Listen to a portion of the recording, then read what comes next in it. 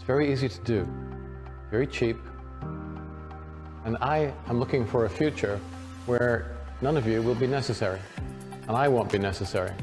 The medical profession will be largely redundant. We can all retrain and become artists, or musicians, or writers. No, I'm kidding. There'll always be a need for doctors. And I don't want you to think that I'm against pharmaceutical pharmacology either. It has a place.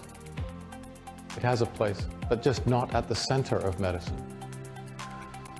The models that we use now, when we see people with serious degenerative conditions, of course we use pharmaceutical products to treat their symptoms. But at the same time, we use nutritional programs to reduce the burden of chronic inflammation. And as that becomes less, the requirement for pharmaceuticals becomes less as well. These people are not going to be dependent on pharmaceuticals for the rest of their lives.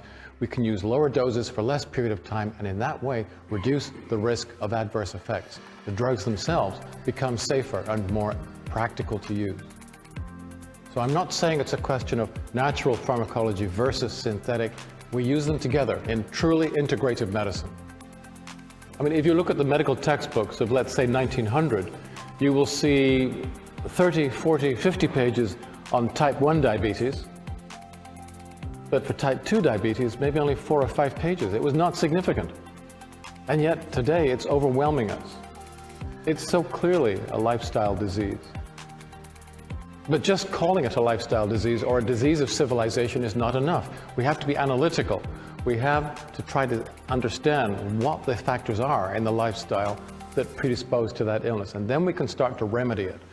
And I think that we are at a point now where we understand the connection between your lifestyle, your diet, and your risk of disease. We actually understand what the machinery is, and the major obstacles, the major hurdles between where we are now and better health for you as individuals and for the nation.